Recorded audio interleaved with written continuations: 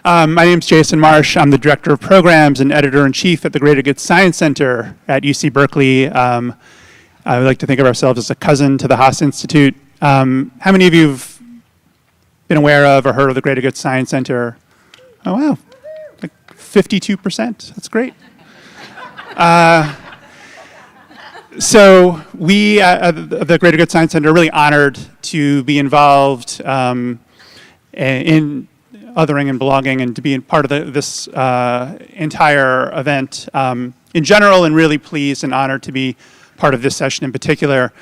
This was a breakout that came together a little bit late in the stage, but I think many of the participants, and I'm sure many of you as well, have a really deep vested interest in the topic at hand, and we're really excited to explore the intersection of science and spirituality and belonging through the conversation here today and with all of you. To get started, John was really going to set the tone and help frame the discussion to come because of his own and the Haas Institute's own deep and abiding interest in this discussion, in this topic, of this interplay between science and spirituality and the way they each contribute to and help enhance our understanding of belongings. John, would you like to get us started? Good afternoon. This is great to see so many of you joining us for this session.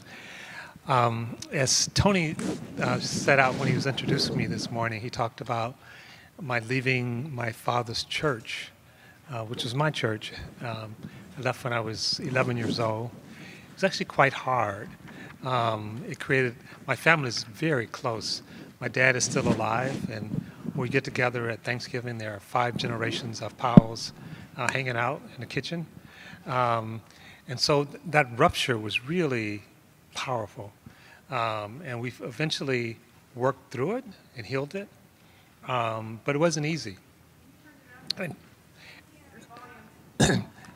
So, okay, can you hear me now? What am I saying? So my family is really important to me, and as I was saying, my dad is still alive. He's 98, and I'm 6 of 9, as is my friend Marion Moore. There are not many 6 of 9s, but we're really special. But so are all of you, even if you're not 6 of 9. But sort of leaving the church early on, and just sort of trying to heal that, and also being very interested in science. Sort of approaching, I went to college as a physics major, just very fascinated by science, but also knowing that there are things that science help us with, and there are some things that science cannot help us with.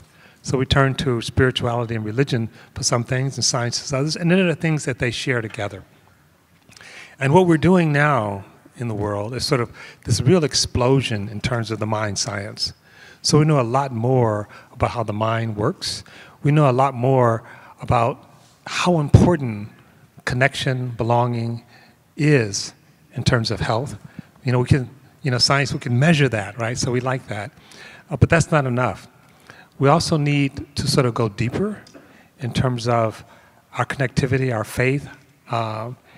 And I often say, we don't need to connect. We are already connected. What we need is to acknowledge that, to celebrate that, to live that. The connection's already there. It's like, come back down to earth. I mean, we are connected to the earth. We are connected to each other. The problem is we live in a society, in a world, and an ideology that denies that connection. And I sometimes talk about 4 or 5 breaks, 4 or 5 separations that are endemic to modernity, endemic to the Enlightenment. The separation of humans from, if you will, from God or from the universe. The separation of people from each other. The separation of people from the earth. And the separation of the mind from the body. Really deadly. You add all those things up, and also the things that we separate from, we tend to be afraid of. So it's like, okay, we're separated from the earth, you have to control the earth. We're separated from the body, we have to control the body. I'll tell you one quick story.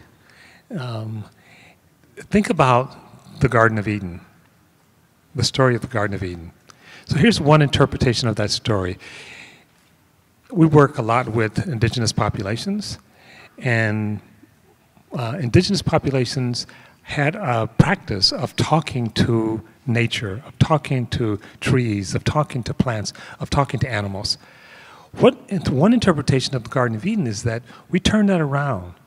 And so the snake in many indigenous practice is a sacred being carrying wisdom. The Garden of Eden comes out, the snake is the devil. And Eve actually means serpent.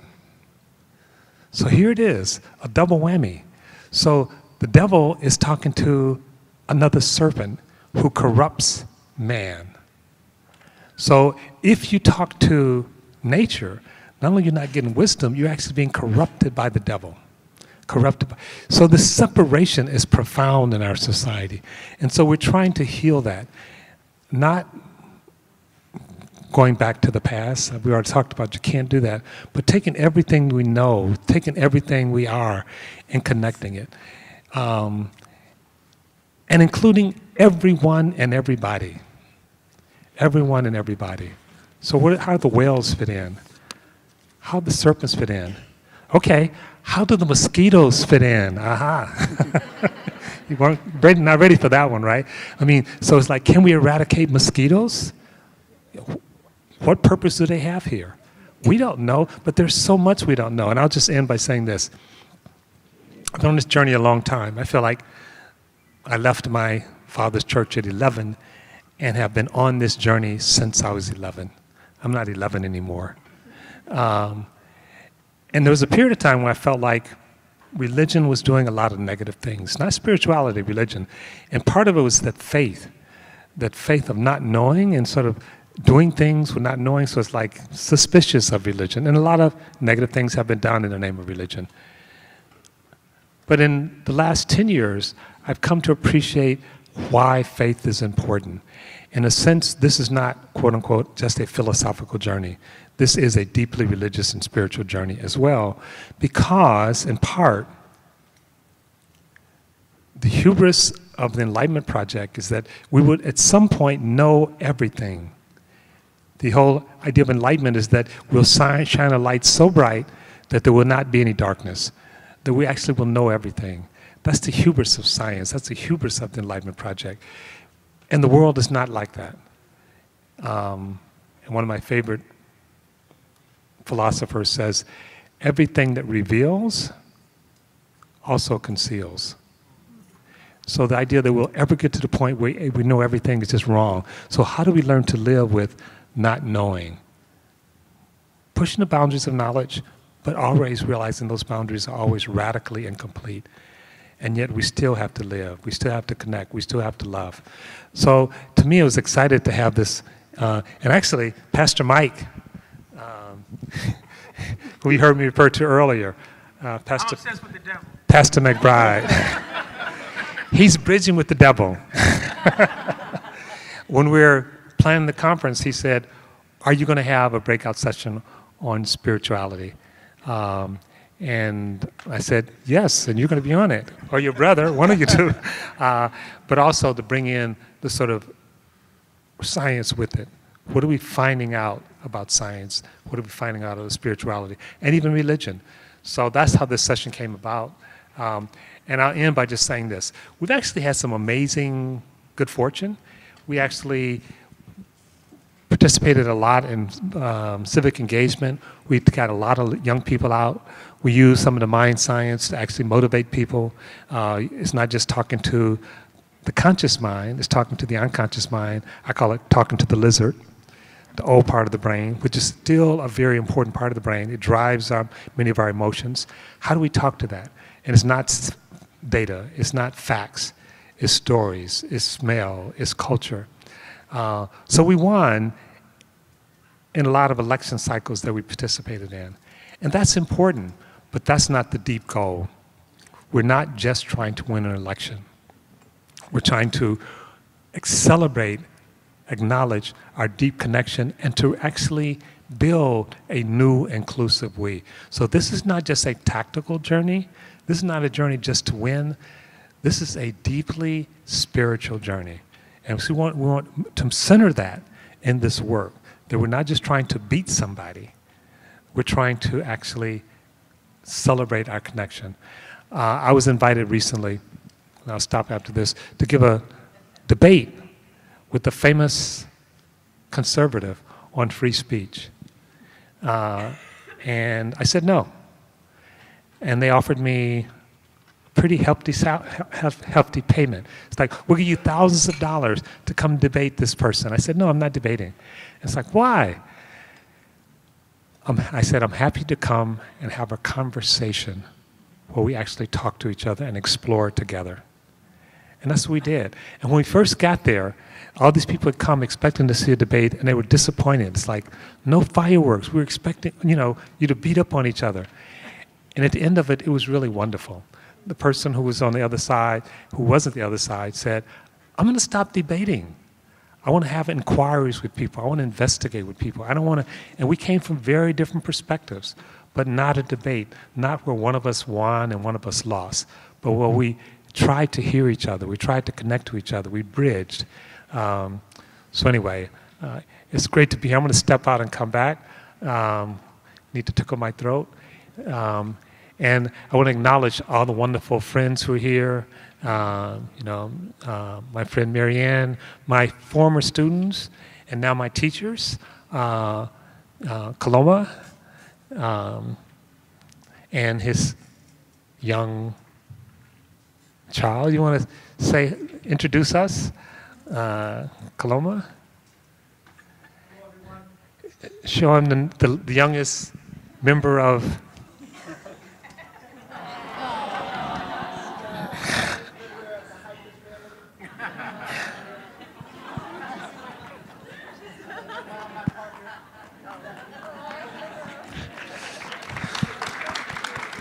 So they came in from New York. Anyway, just wanted to welcome them in with this special.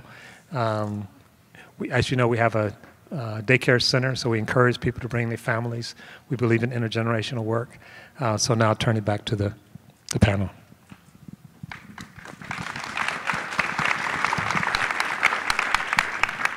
Thank you, John. We're definitely not going to top a super cute baby in the discussion, but we'll try our best. So the Greater Good Science Center at Berkeley, a lot of the work that we do is really centered on a central insight that, as John was just alluding to, is really well known, has been known by faith communities for forever, which is that the story that we're often told about human nature is really one-sided, that we're often given this narrative that humans are self-interested, aggressive, belligerent. That's natural. Instead, the animating insight coming out of a whole wave of research from neuroscience, psychology, biology, is that there's another side to human nature, that there is this deep propensity to belong, to be connected, to be in community, and also to be pro-social, not just antisocial, to be compassionate and generous. And there's a body of research that my colleague Emiliana will elaborate on in a moment. But that's not all to say that that the true nature of humans is that we are really compassionate and that everything else we see is an illusion. The fact of the matter is that we have this propensity to go in either direction, to act on our more pro-social or our more antisocial instincts.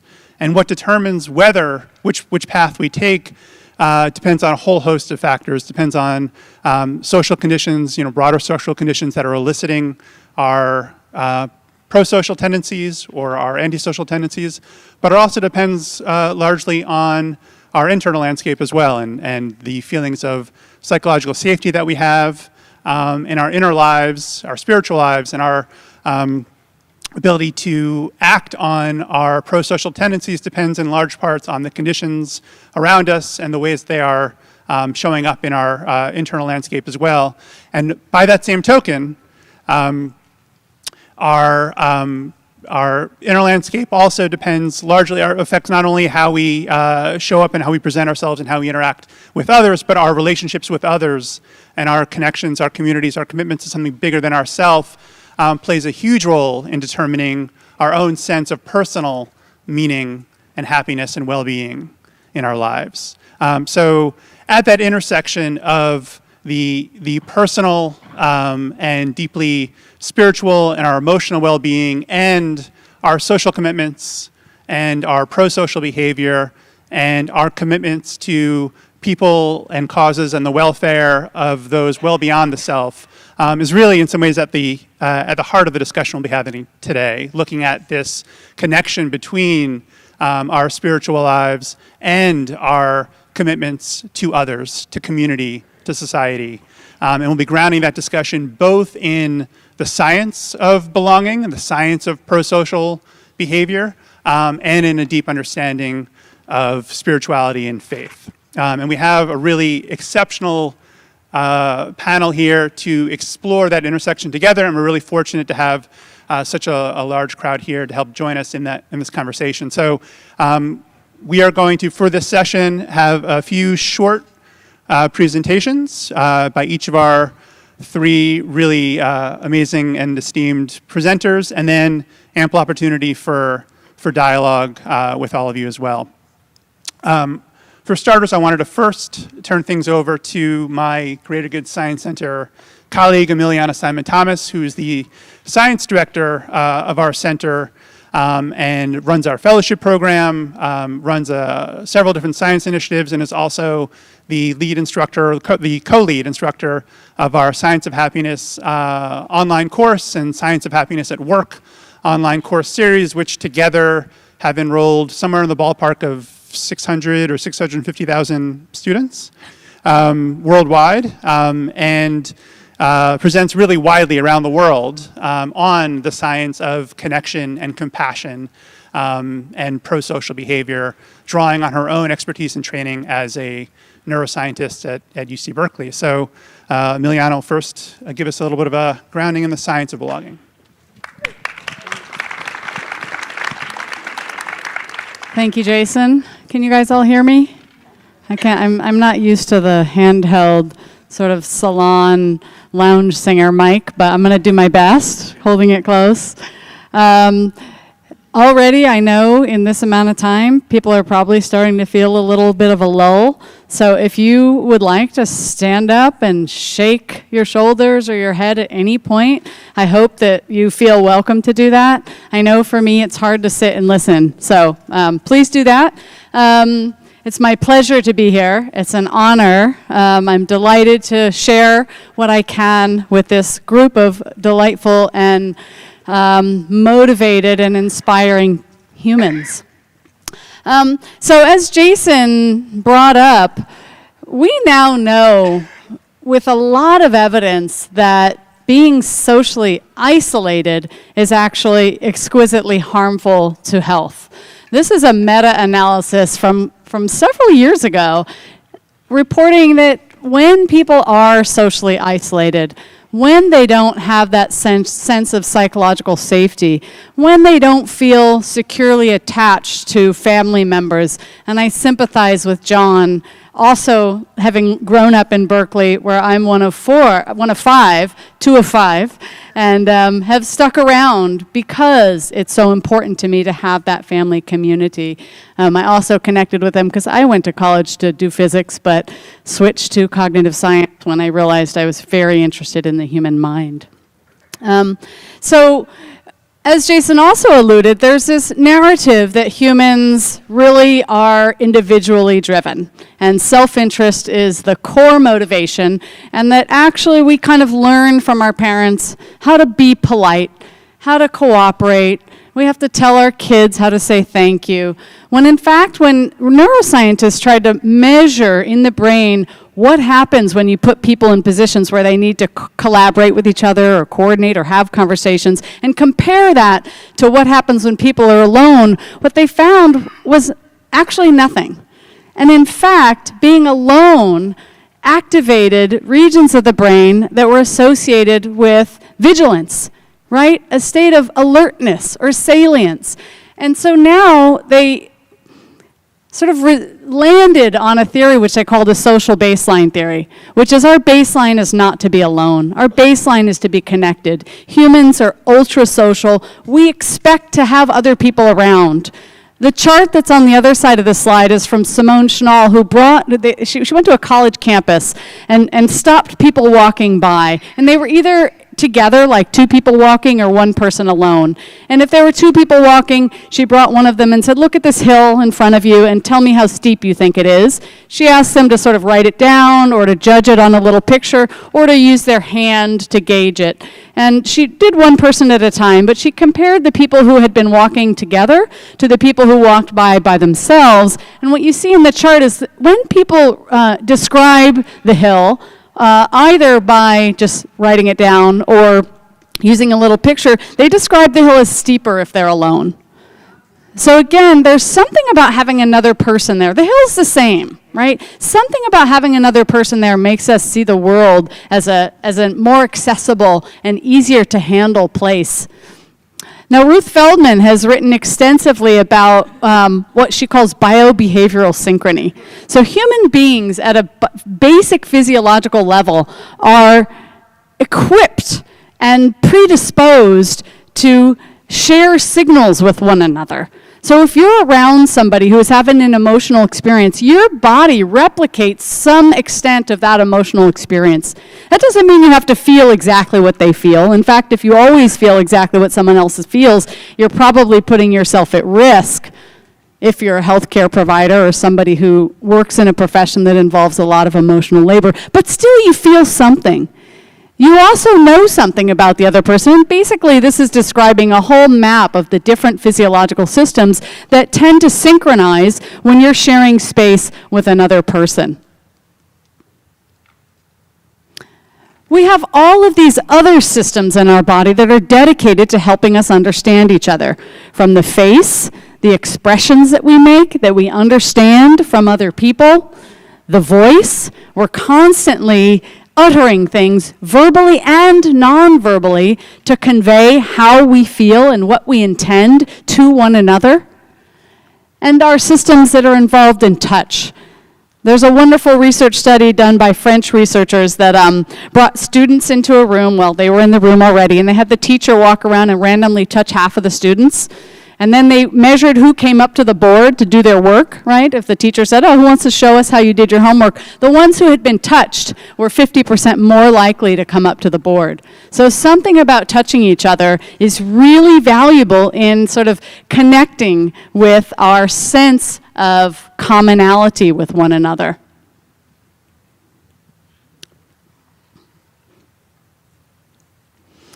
There's also this suggestion that people tend to be self-interested when we're thinking about resources. Like if we have a chance to have $10 and are offered the opportunity to give some of it away to a stranger who we've never met before, that maybe most of us would keep 8 and give 2, right? In fact, that's not what happens. Most of the time, people split it pretty evenly.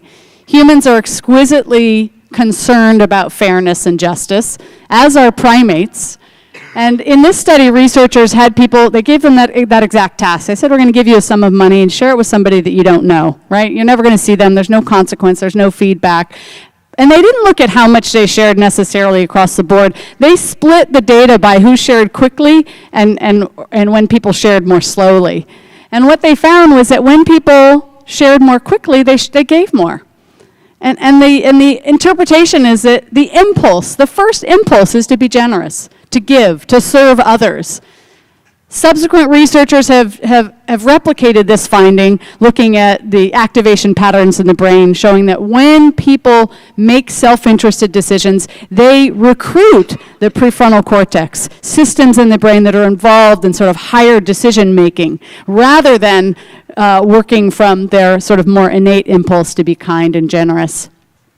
This recent research overview maps out the myriad of systems, structures, regions, pathways in the brain that serve our capacity to understand one another, both through feeling something around others and understanding what other people are communicating to us. what are some examples of states or experiences that we've evolved with, that we're predisposed to exhibit and share?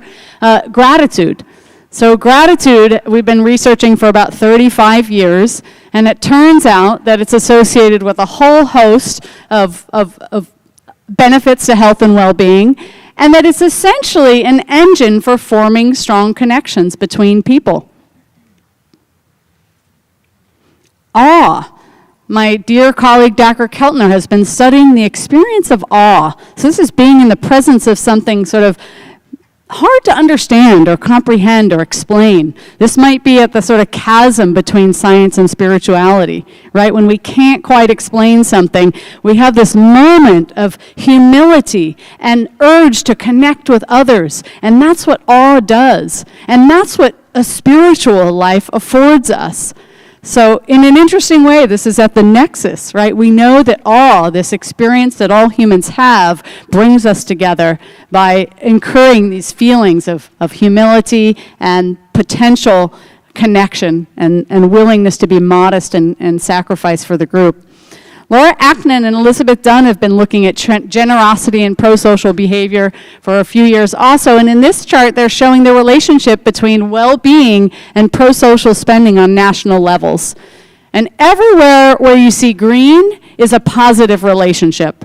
So pretty much everywhere in the world where they have data, if it's in gray they don't have data, and if it's in red the relationship doesn't hold, and those are all places where there is some significant strife, some major challenges to people's sense of safety and access to basic resources.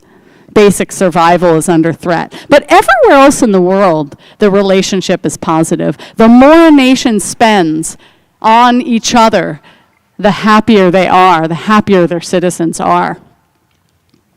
What are some of the barriers that we know make it harder for us to connect, that cause us to feel divided and separated from each other?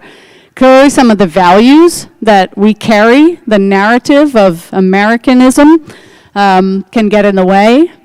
Some of the social circumstances, structural issues, inequality, hierarchy, power distance.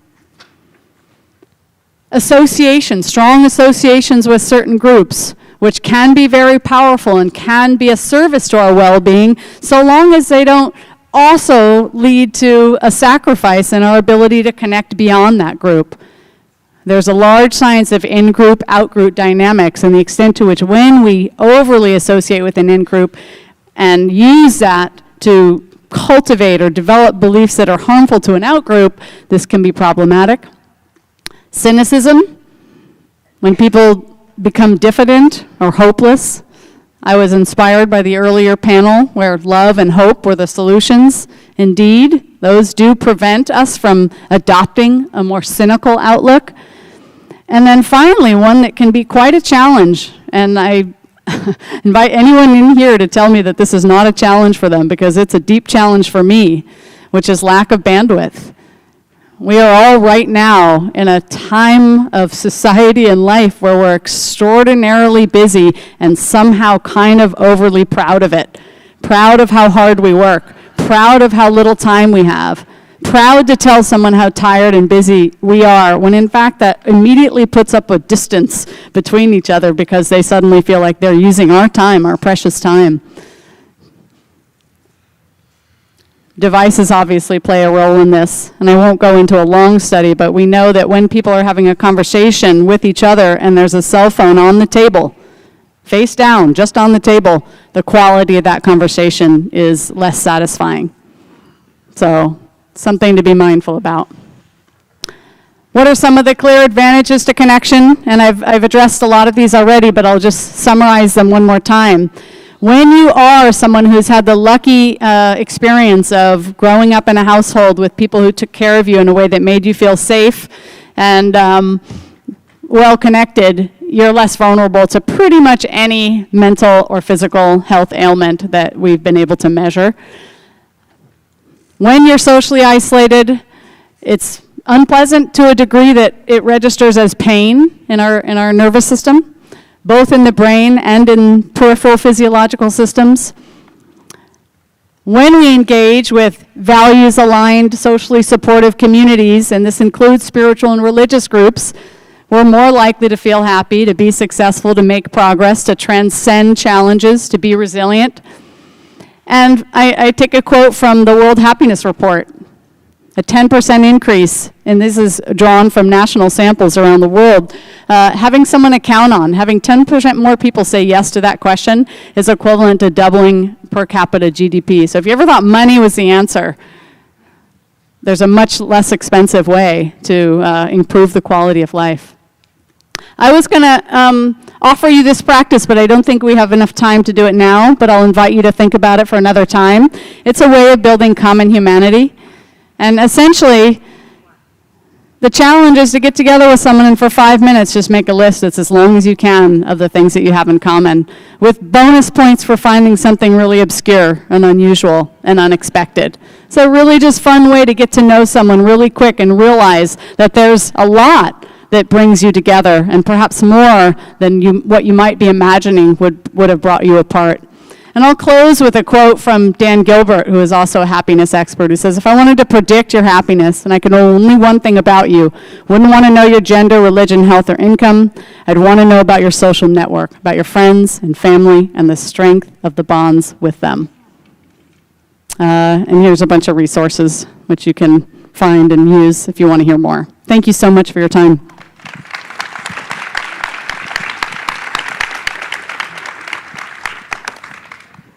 Great, thanks, Em. So shifting gears slightly and coming at a lot of these questions of community and belonging from a slightly different perspective, we're really lucky to have Reverend Michael McBride with us. Our Pastor Mike is the National Director for the Faith in Action's Urban Strategies and Live Free campaign, which organizes and trains thousands of faith congregations and under-resourced communities to address the criminalization of people of color, reduce gun violence in urban communities, and transform policing and the criminal justice system. He was named by the Center for American Progress as one of the top clergy leaders to watch in 2013, and he served on President Obama's Faith-Based and Neighborhood Partnership Council to address poverty and inequality. He's one of the national leaders in the movement to implement public health gun violence. Not done with it yet. Prevention programs, which has contributed to a 30% reduction of gun-related homicides in Oakland, Stockton, Richmond, Camden, and many other cities across the country. Wanted to get that in for sure. And lastly, I'd also say that he also serves as the lead pastor of the Way Church in Berkeley, and we're really lucky to have Pastor Mike with us today. All right. Blessings to everybody.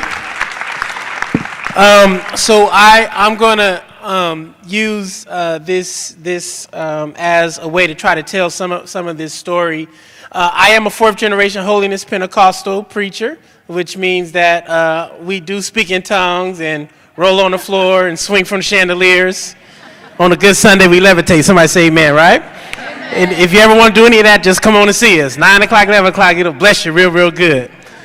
But part of what we also have found out about our work, particularly as people of faith, as someone who has been deeply formed by my tradition and the tradition of my parents. My father comes from North Carolina, and my mother was born in San Francisco by way of Texas. So many folks who are in California, black folk, came from somewhere else because we were fleeing from white terror.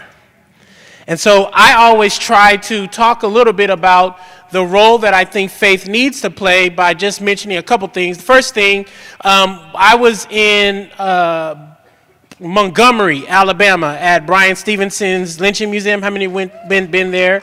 So as I walked through the museum, I began to weep because I saw, thousands of what looked like metal or aluminum kind of coffins sustained, some in the air, some on the ground, with names of individuals from counties all across the South who were lynched by white folks in the South. And so as I began to walk through the museum, I began to think about what kind of message was being preached to white Southerners by white preachers, where they could attend church on a Sunday morning.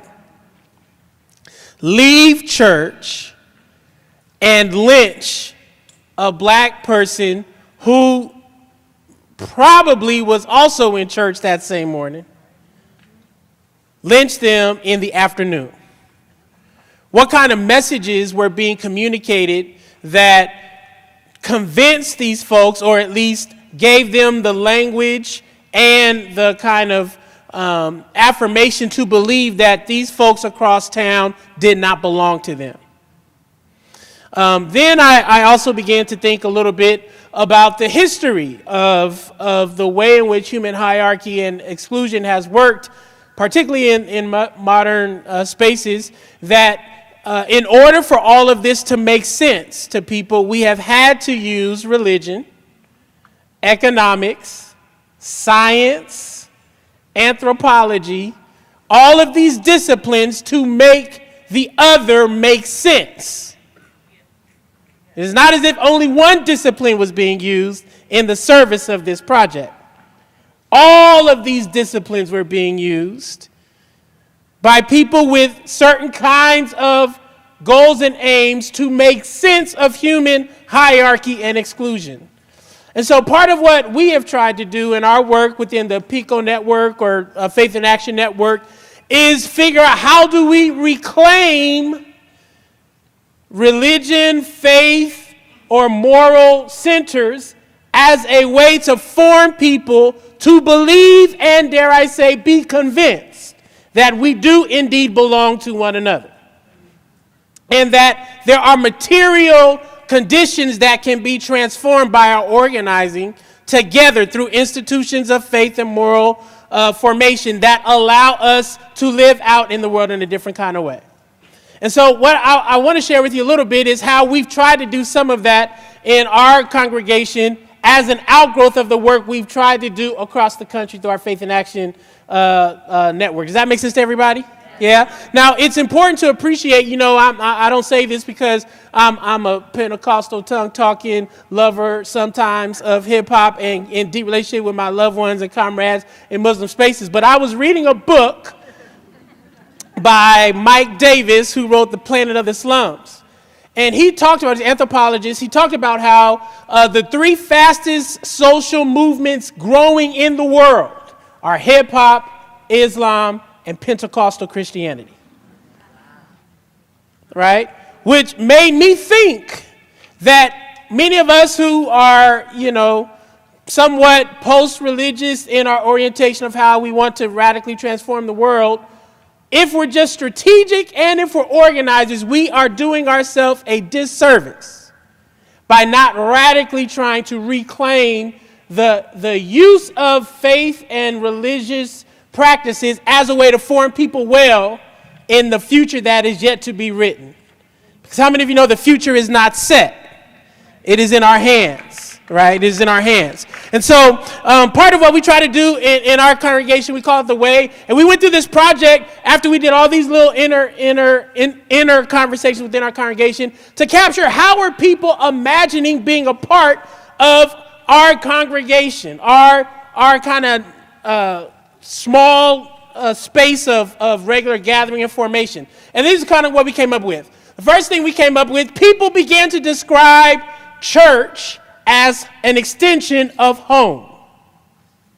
And these are some of the subcodes that came up, right? These are the members of our congregation's own descriptions. So we didn't feed them, we didn't trick them during communion or baptism to say anything. Somebody say amen, right? We just asked you, what would you describe your church space to be? And I will argue that if we're going to use faith and spirituality as a way to increase belonging, people have to describe that space as a way of extending a place of belonging, or dare I say home. And so folks said, we feel seen here. We feel like we belong here. We feel we have a social connection. Imago Dei is a word used in our kind of theological frames to talk about we are all created in the image of God, that there is human dignity. It's another way of talking about we all have human dignity that is unquestioned and without argument, right? Like my human dignity is intact whether you believe it or not, right? And they found that at the way. They made an emotional connection. Or I call it the gospel of belonging according to Cheers. How many heard this? Don't you want to go where everybody knows your name? Da na na na. And you're always glad you came. Y'all don't watch that show? No, I'm dating myself. But I still like it. You want to be where you can see your troubles are all the same. You want to go where everybody knows your name. And one of the great gifts, I think, of religious gatherings, particularly here in the United States, there was a study that said 40% of all Americans attend a religious gathering per week, 118 million Americans, right? Why? Because I think at its basic level, it's a place where everybody knows their name. They're seen. Now, we can talk about what happens when they gather. Somebody say amen. Because you can come out of there with some bad inputs can create some bad outputs, right? But the reality, though, I think still is how do we make sure that we are creating spaces where people can be seen? Spirituality. We've tried to fuse within our context a practice of faith that transforms people personally and gives them a sense of stewardship or at least social engagement. So I'll use this as an example. A bishop, a Pentecostal bishop, Bishop Charles Mason, who founded the Church of God in Christ, he would go visit pastors and stuff like that, and he would go talk to them, and they want to show him his building or their building, and then Bishop would be like, okay, well let's walk around the neighborhood.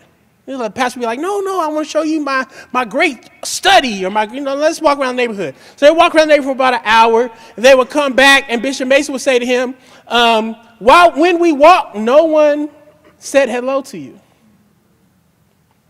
No one knew your name. No one ran up to you and said, hey, pastor. And he chastised this young preacher. This is back in the 1920s, 30s. That this building means nothing if the people around this building don't know you're here or don't see you as an added value to their lives. Now, part of what I think we are trying to figure out in our organizing work is how do we actually form people in ways where the presence of our institutions are actually seen as an extension or another hub of life-giving spaces for the everyday life of those who often are living in spaces or places where they are not seen, except when they are preyed upon by the system. Right? What does it mean for our religious spaces to actually become an oasis of being seen, of being held, of being comforted?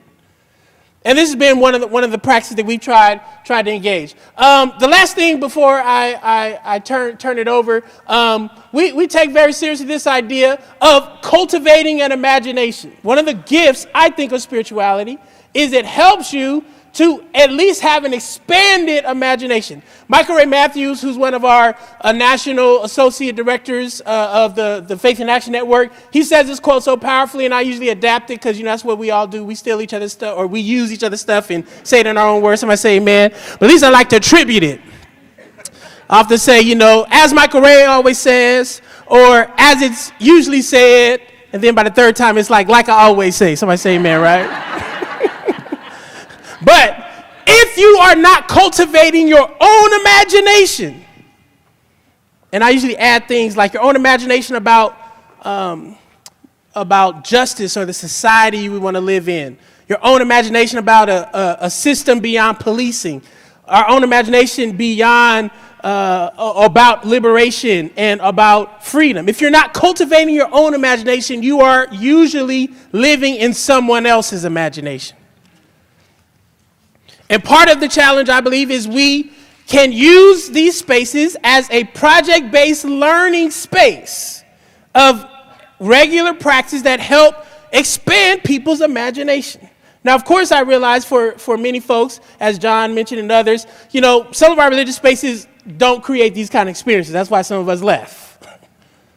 But I do want to argue that for many who remain, or those who are feeling called to create spaces of meaning, belonging, meaning making, that there are ways we can do this without having to abandon institutions that have served as a place and space of regular gatherings for so many of our loved ones and families. Last thing I'll say, de-churchification, it's our long way, and the church is talking about decolonization. What are the things that we have to decolonize or de-churchify, right? And a lot of that, as they said in their work, is we wrestle with structures that keep people out of church, tradition, doctrine, theology. How can we become more faithful? And so the things that they mentioned, belonging, welcoming, sexism, mental health, trauma, and violence.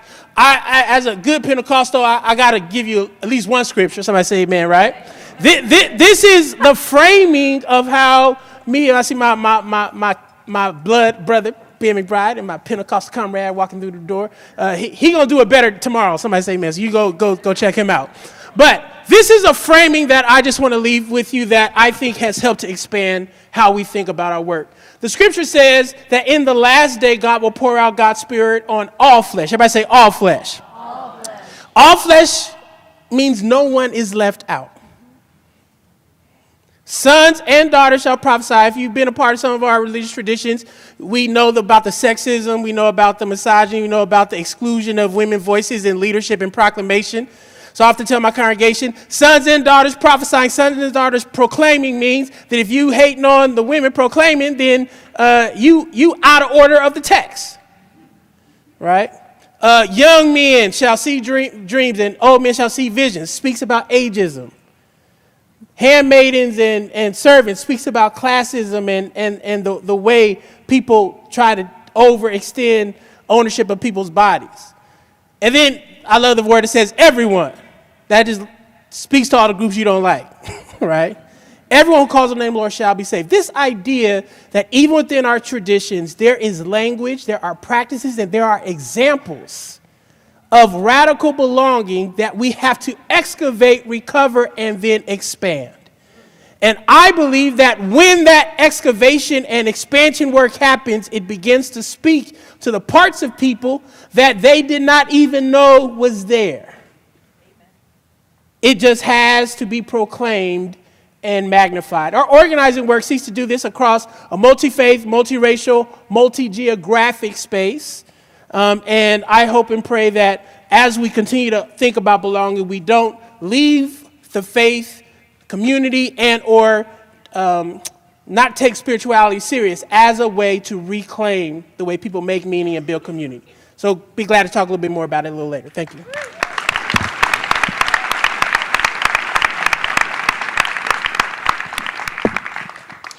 Thanks, Pastor Mike. And so to elaborate on some of the social and even political implications of some of this discussion of spirituality and belonging connection, we're fortunate to have Sujatha Balaga here, who's a leader, as many of you know, in the restorative justice movement. She's the director of Impact Justice's Restorative Justice Project and is a Just Beginnings collaborative fellow. Her work is characterized by an equal commitment to both survivors and people accused of crimes. She speaks publicly and widely inside prisons about her own experience as a survivor of child sexual abuse and her own path to forgiveness. She has been awarded a Soros Justice Fellowship, which she used to launch a pre-changed restorative justice juvenile diversion program in Alameda County. And through Impact Justice's Restorative Justice Project, she's helped communities implement restorative justice alternatives to criminalization. She's also dedicated to using this approach to end child sexual abuse and intimate partner violence. Her personal and research interests include the forgiveness of seemingly unforgivable acts, survivor-led movements, restorative justice's potential impact on racial disparities in our justice system, and Buddhist notions of conflict transformation. Sujatha, thanks for being here.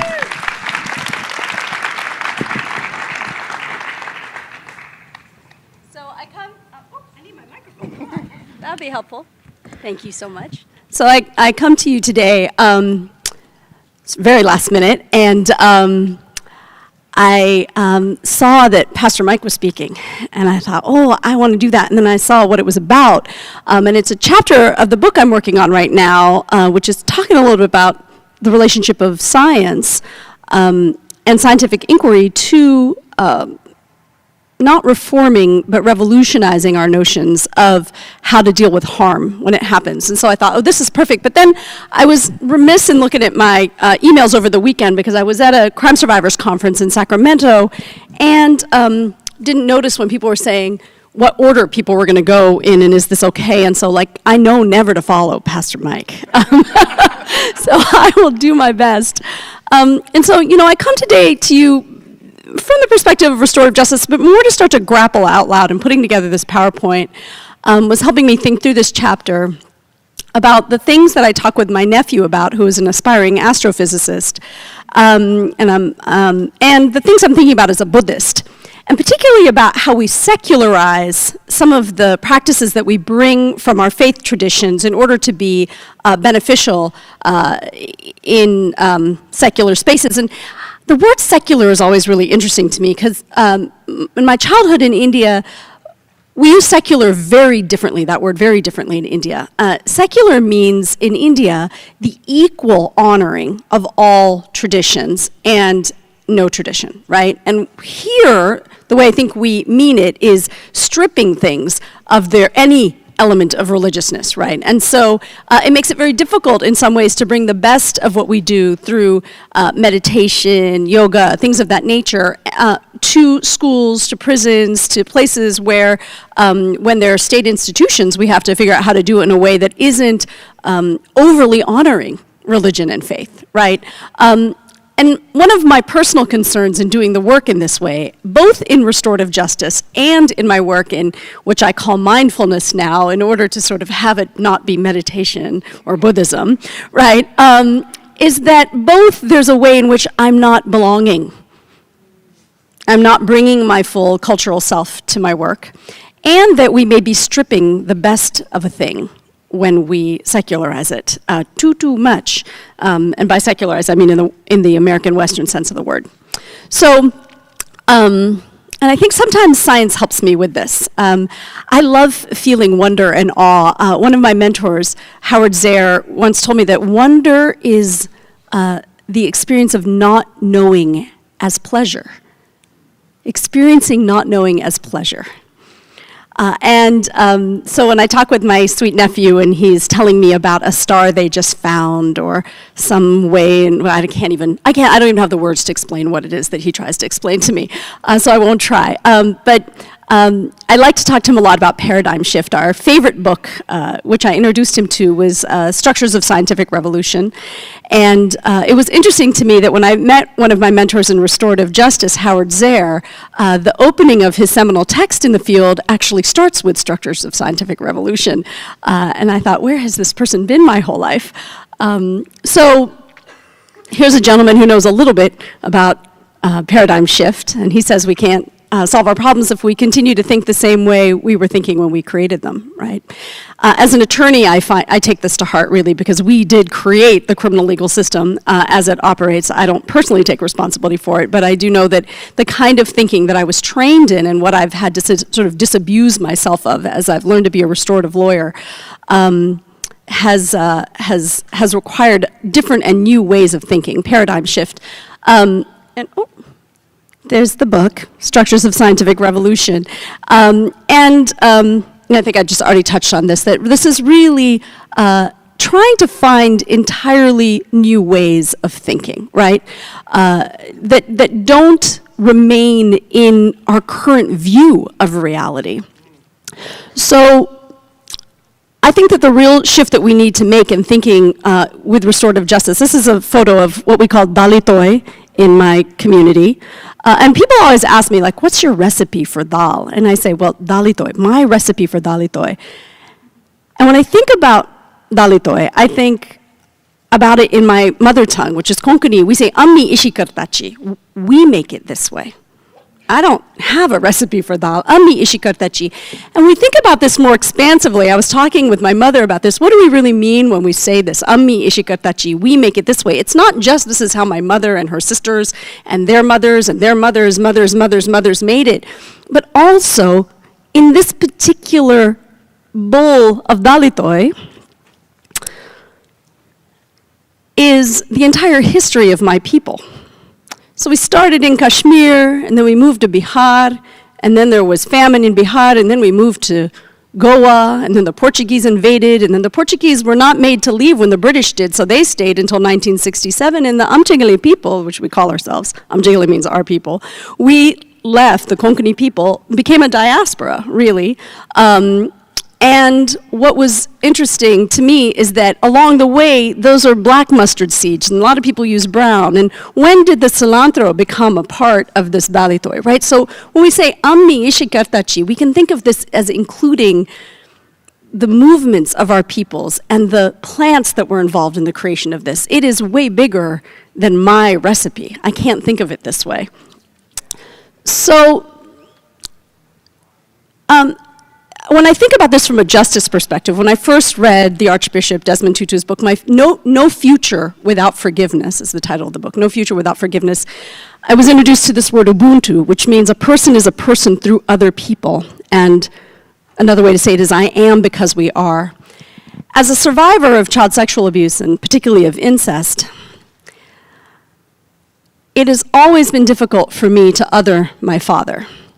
And all the things that were on offer, when I think about it as a way to help me, right? I often say that the very systems in theory designed to protect me were what ensured my silence as a child. I didn't want my father incarcerated. I didn't want potential immigration consequences for my family. I didn't want to be taken away and put with some family that didn't eat dalitoi or speak my language, right? Or practice our religion. And so, I literally am because my father was, both biologically because I'm a biological child of his, but also so many other things about me that are good.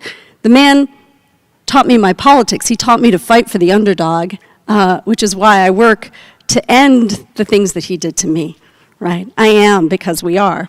So what would a justice system look like? And I grew interested in both the Tibetan system of justice prior to Chinese occupation, as well as learning from things like the Truth and Reconciliation Commission, and sort of how would that look in terms of circumventing the criminal legal system here in the United States. And that's when I started really thinking about, also from my friends who work in environmental justice, that there is no away. People have heard this before. We don't throw trash away, right? We throw it actually into landfills or into the ocean. There is no away. And we hear people say, oh, we're going to put that person away, we're going to send them away. There is no away. And this is particularly true because the vast majority of us that we put behind bars come home. So maybe they go a little bit away for a little bit of a while, but away is actually a place. And I particularly think about this in relationship to the work that a part of my organization, Impact Justice, does, the Prison Rape Elimination Act. As a survivor of sexual violence, I want to end all sexual violence. I don't want to relocate it to behind bars. So I was incredibly grateful when I met this person, Howard Zehr. He's kind of known as the grandfather of restorative justice in its sort of Western iteration. And the paradigm shift that Howard calls us to in restorative justice is, instead of looking at crime as a violation of the state, he says crime is a violation of people and relationships. And those violations create obligations, and the central obligation is to do right by the folks you've harmed. So another one of my mentors is the Honorable Chief Justice Yazzie, former Chief Justice of the Navajo Nation. And he says that really what that looks like in action is coming together to understand and talk things through so everyone can move forward in a good way. And I have literally seen this happen after murder, after rape, after burglaries and robberies and anything really can be addressed through restorative justice. And my work today is really in helping us imagine how can we do this without reliance on criminalization. Dr. King also talks about this. I like this quote so much: whatever affects one directly affects all indirectly. I can never be what I ought to be until you are what you ought to be. This is the interrelated structure of reality. And I really get to feel that in restorative justice processes. Whether we're sitting in circle with a group of survivors of child sexual abuse talking from a culturally specific place about what it would look like to end child sexual abuse in South Asian communities, or whether or not I'm helping a young person who has stolen someone else's car figure out how to make amends with the person they stole the car from. I also really appreciate the opportunity to sit down, say, with a group of prosecutors who are working on sex crimes, and to ask them why it is that they are working in the ways that they are working that feel actually not useful to them as well. This is another quote that I think is really important and relates a lot to what John said at the beginning. If you have come here to help me, you're wasting our time. But if you've come because your liberation is bound up with mine, then let us work together, right? This is Lil Watson. She's a Aboriginal activist, Australia. And what I like about this quote is that she knows that your liberation is bound up with hers, right? But I think she's wondering whether or not we're all going to figure that out, right? Did you come here because you learned that? Do you know that? So I want to talk just really briefly about the effectiveness of connectedness. This is some data that comes from the work that we've been doing at the Restorative Justice Project. What we've learned when young people have an opportunity, supported by family and community, to sit down face to face with the folks that they've harmed, we show that 91% of participating survivors would participate in another conference. Kind of an awkward question, like, if this happened to you again, and they're like, what? But if it did, yes, I would do this instead of the criminal legal system, right? They would recommend the process to a friend who's experienced harm. 44% reduction in recidivism. We're talking about young people not getting charged with crimes, but instead going through this process for burglaries, robberies, car theft, teen dating violence, even sexual assault cases. And the cost savings are, as you can see, astronomical. So, really briefly, and then we're going to actually get back to this image later, this comes back to sort of my own faith tradition, and what grounds me in this is this notion of Indra's net. So Indra's net is a visual that we have. It's kind of hard to visualize for me, but I'm working on it. It is an infinitely multi-dimensional net that pervades the universe. And it's like a spider web, and at every intersection, there is an infinitely faceted gem. And that infinitely faceted gem reflects every other gem throughout the web.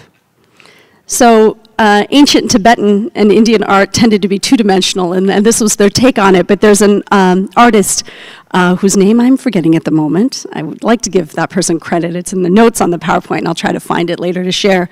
And this was his digital rendition of this web.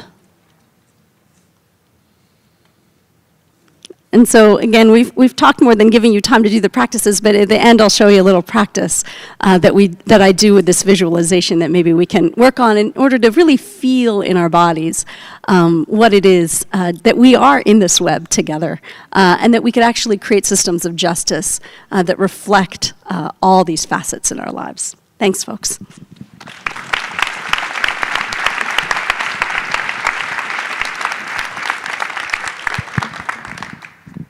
Thank you, Sujatha. So we don't have as much time as we might like for questions and discussion before lunch, but we do have some. Perhaps in the interest of time, we'd love to take questions. I can try to run the mic over to you, or if you have a question, you can call it out. I'll try to repeat it so that everyone can hear it.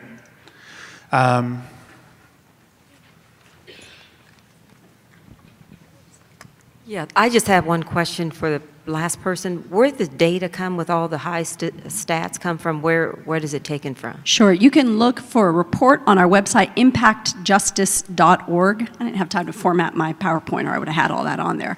But impactjustice.org, and if you look for the Restorative Justice Project, there's a tab that says resources, and we have the whole study that shows years worth of data. And Is it here in... Where's the organization is here in Oakland. So, and the data is from the data this came region. from Oakland, Okay, yes, but there are several studies internationally that show recidivism reduction. Same as that, right? Similar to that? Similar to that. Okay, thank you. Mm-hmm.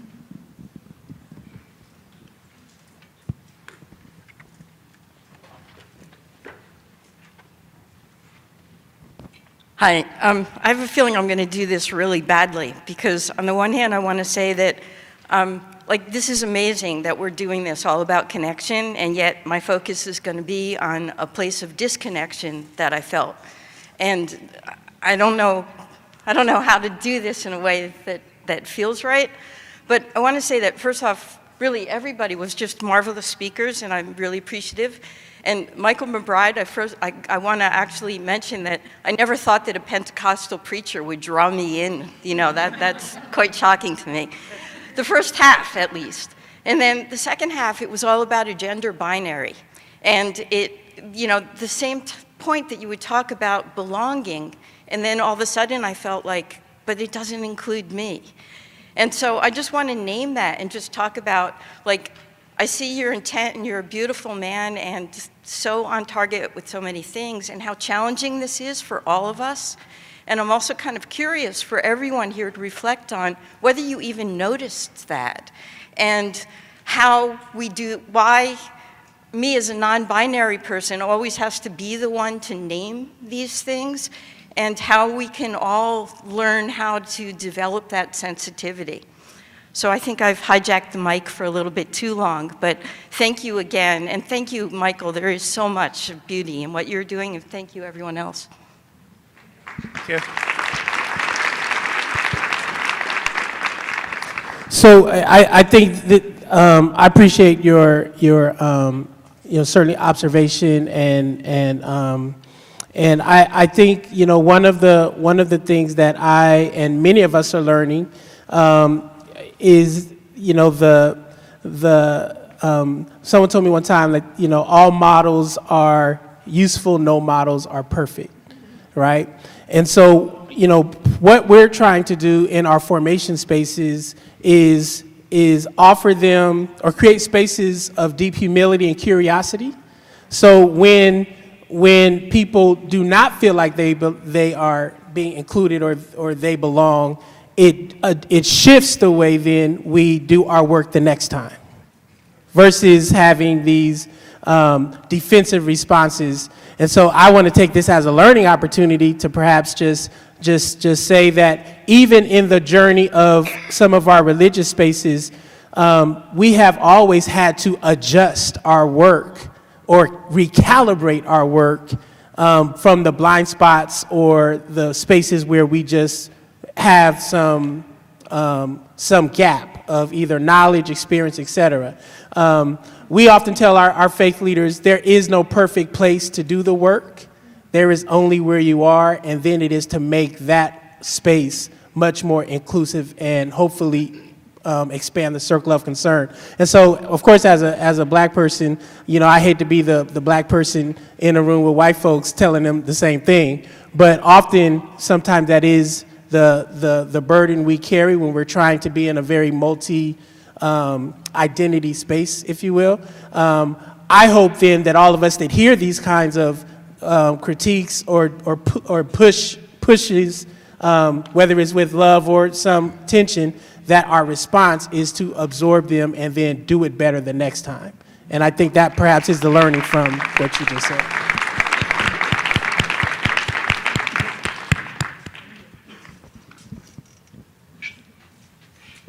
Hi, I'm Stephanie Yanis. I was one of Professor Powell's former research assistants. Pastor Mike, I just wanted to shout you out because after Hurricane Maria, you held a town hall, which I was supposed to be on, with Puerto Rican folks speaking to what was happening there. So thank you for that, because I think for a long time Puerto Ricans were not seen, and it took a devastation like that to talk about the colony that is Puerto Rico. So shout out to that. My question is, when we often talk about religion on the left, it's very much secularized. But the right does not do that.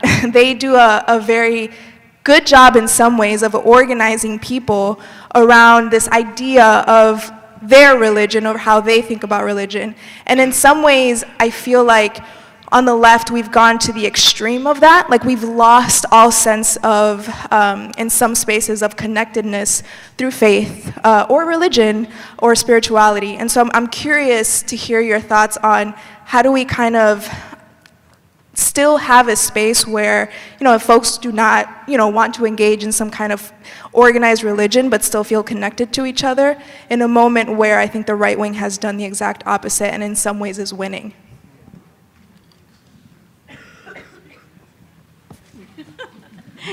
Okay.